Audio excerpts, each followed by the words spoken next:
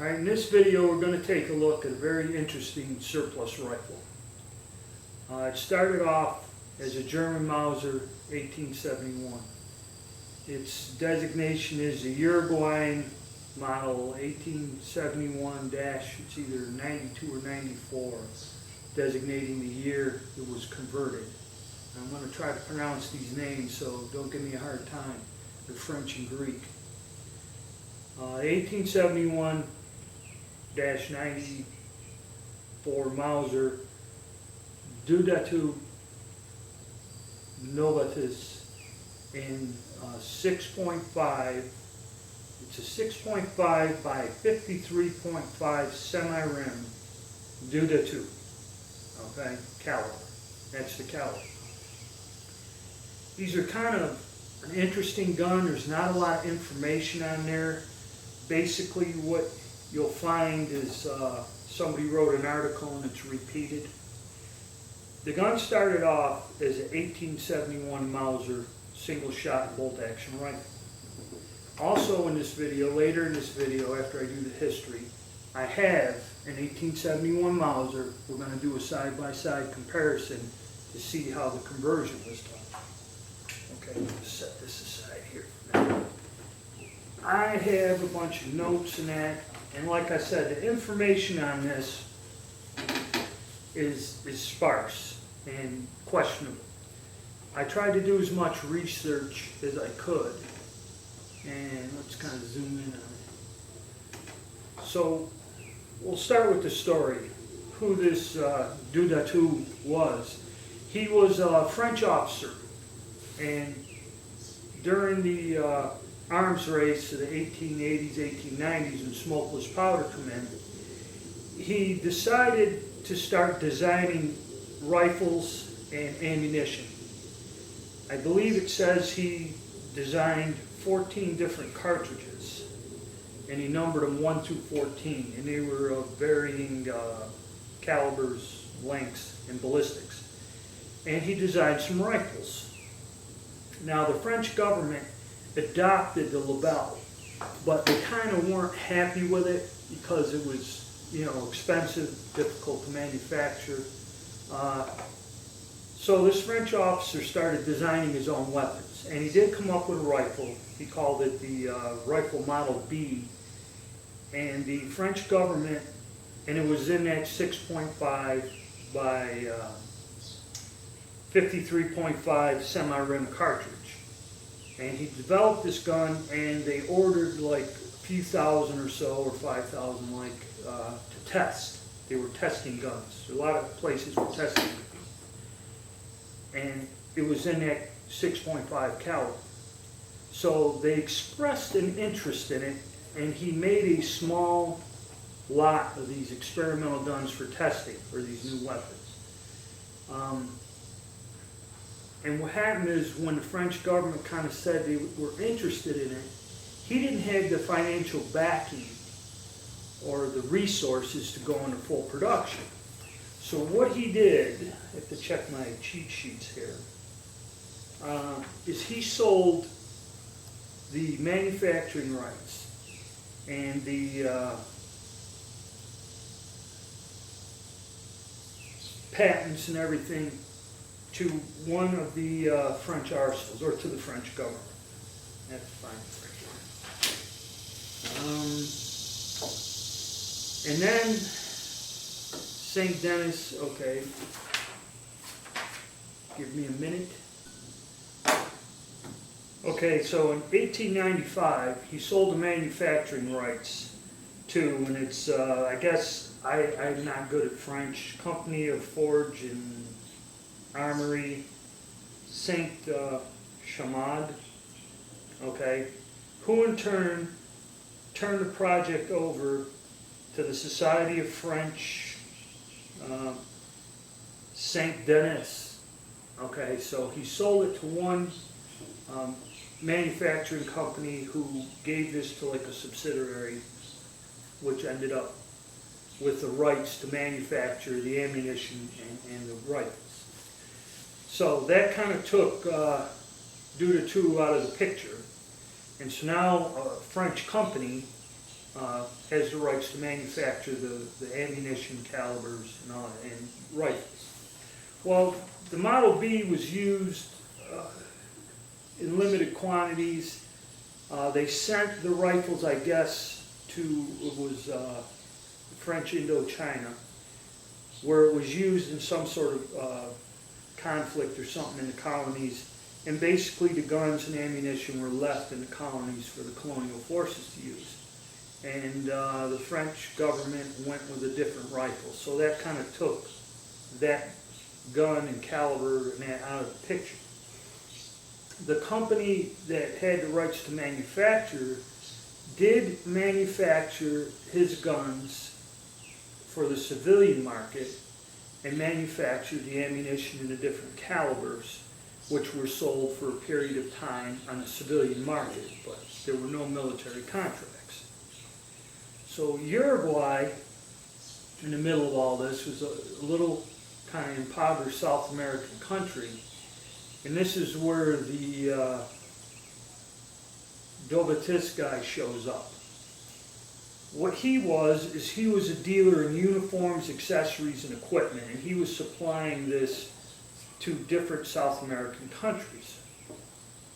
Somehow this guy had connections with the government, and also he was buying things in France. Somehow he had a connection with the company who was manufacturing this gun.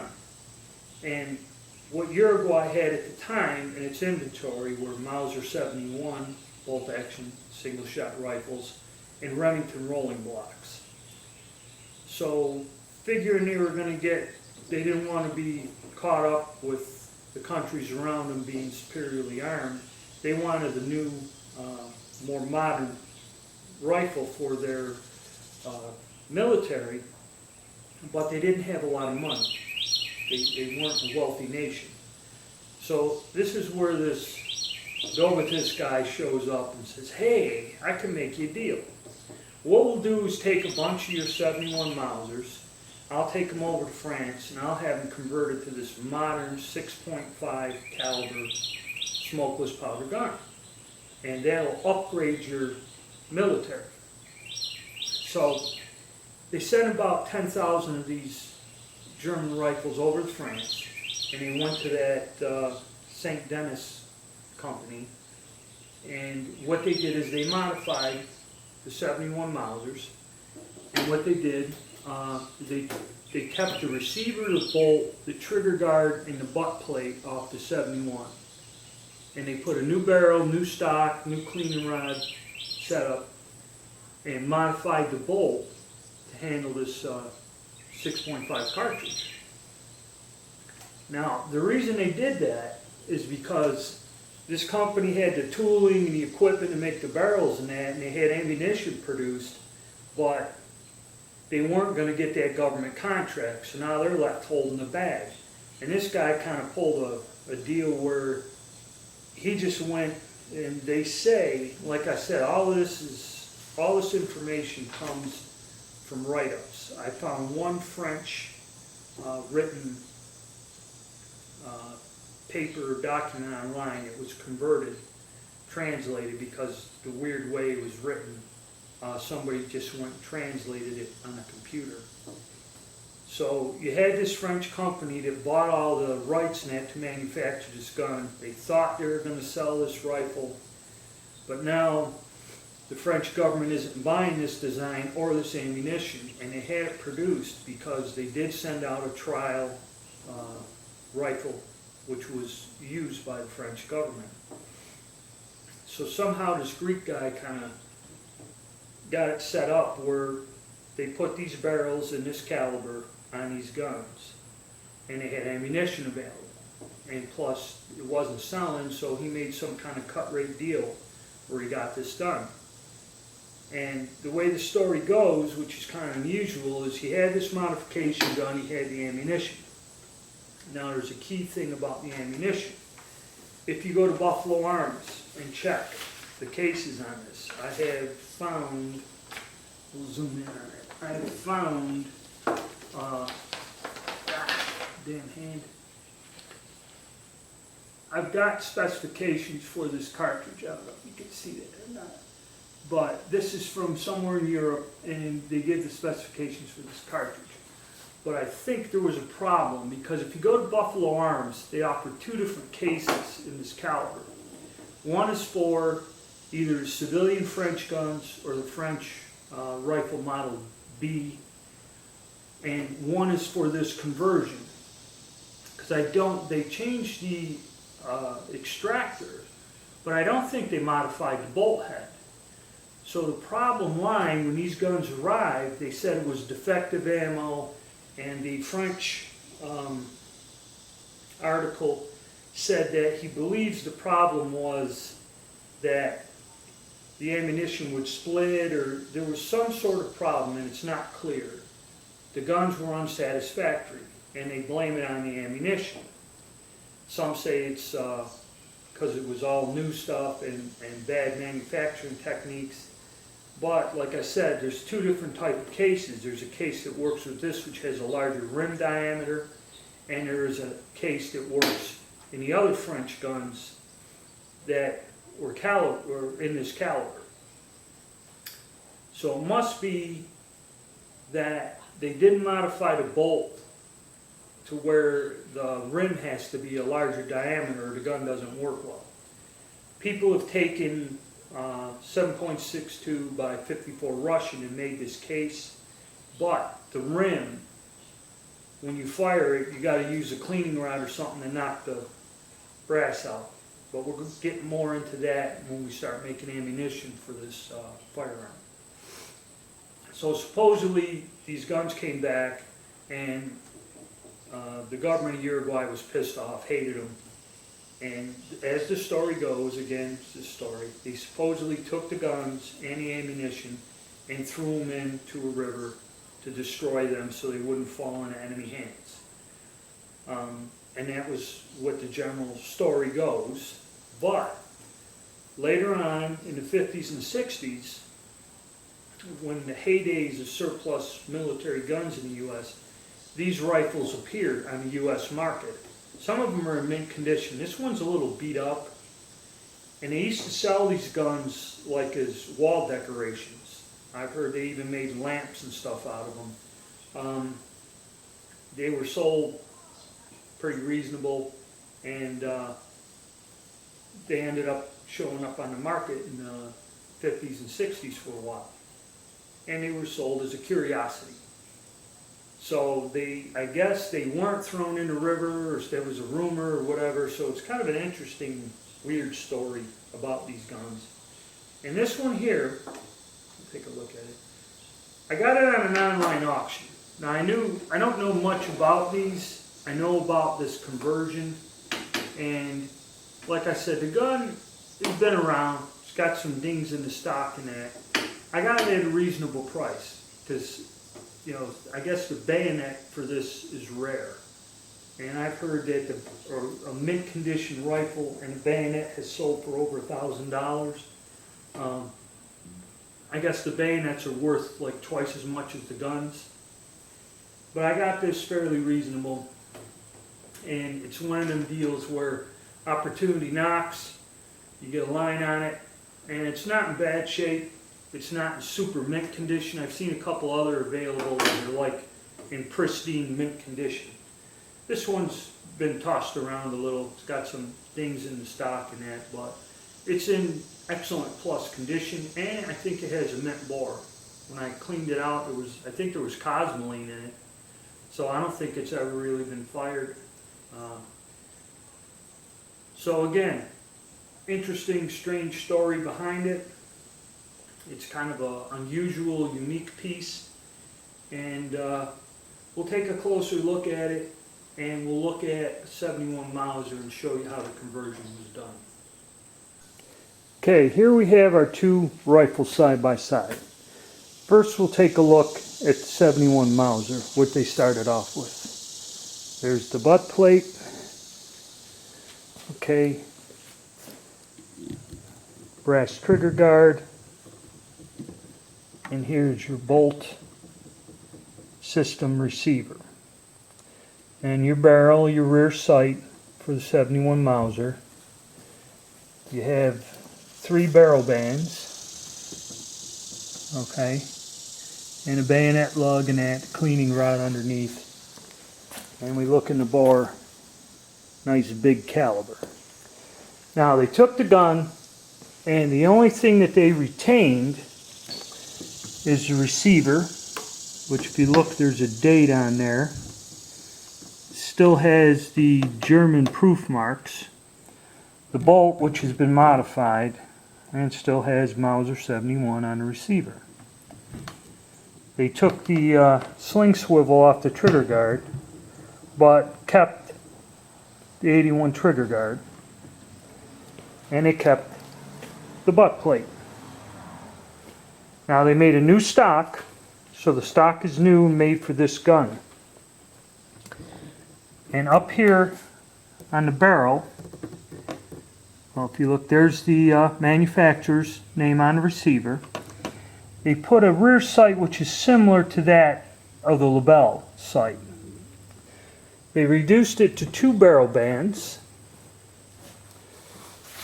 and they put this thinner barrel in, and this is also reminiscent of the Lebel, the bayonet kind of locked in there, much like the Lebel bayonet.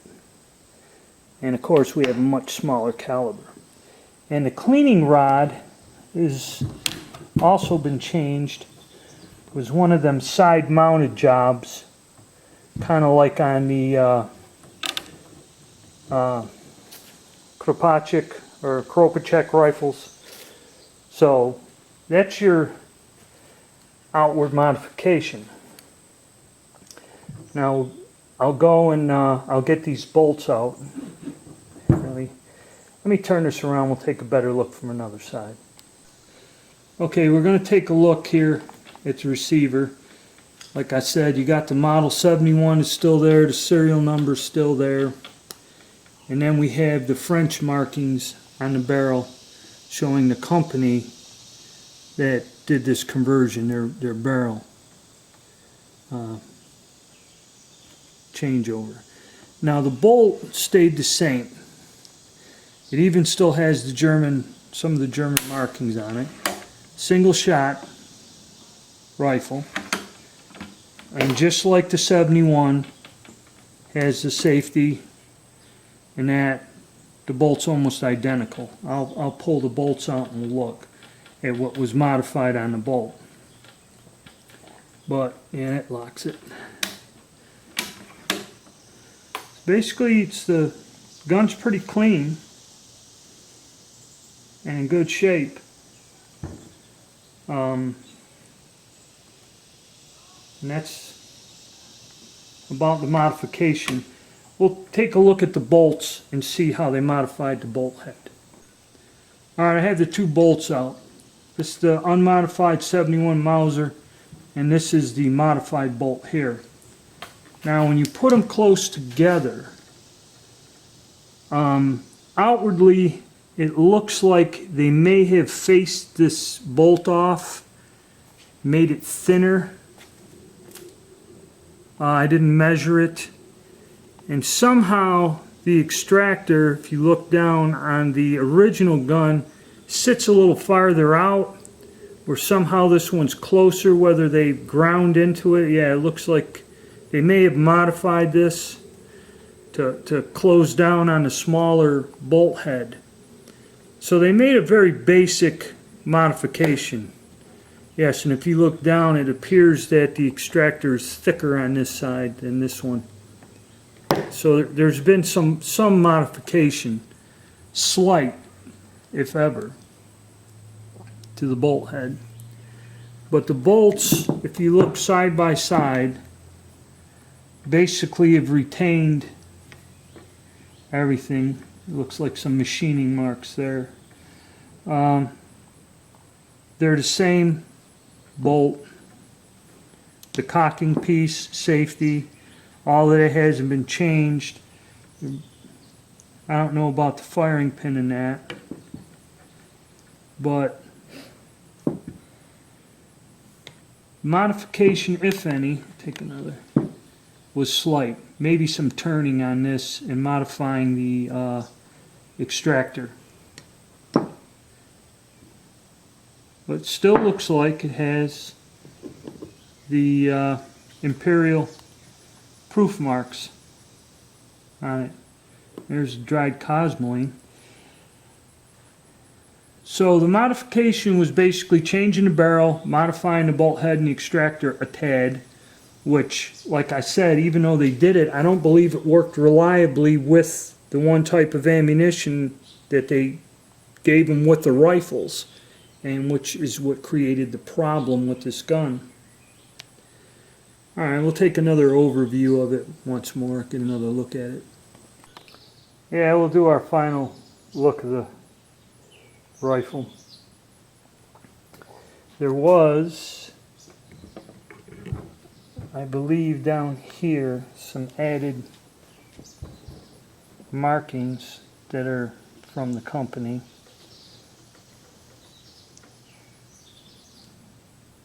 The screws are mismatched on this, but the bolt and receiver match well. Like I said, we retained our date. It's probably a later manufactured German rifle.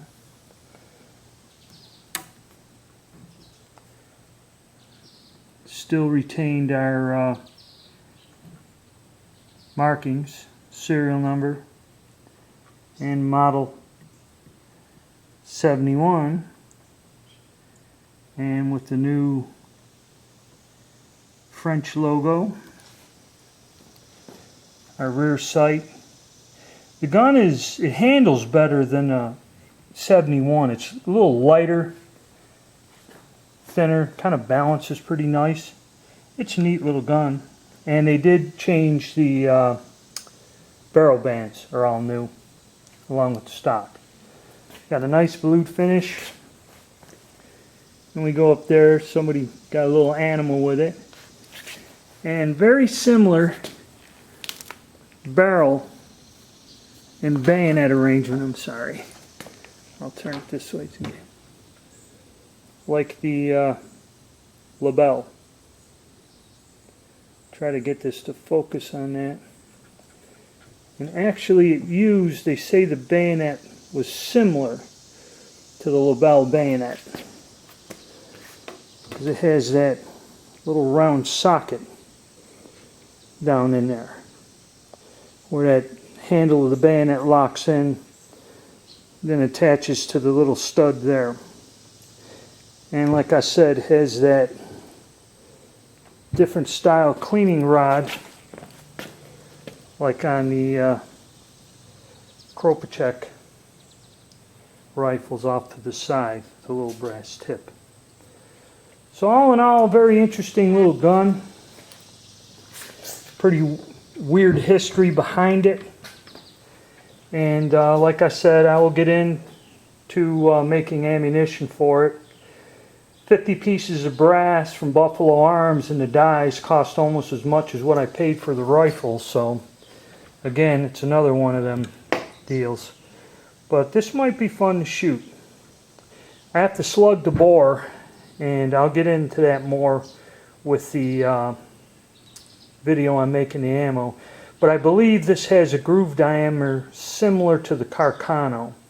And I will load with cast bullets. I don't know the strength. You know, you only have the one, the bolt is what the lockup is on this old design. I know the German guns are pretty strong, but I don't want to risk it. I'll probably use fairly decent loads with a cast bullet in this when we do shoot it. Okay, and that's our Uruguayan modified model 1871.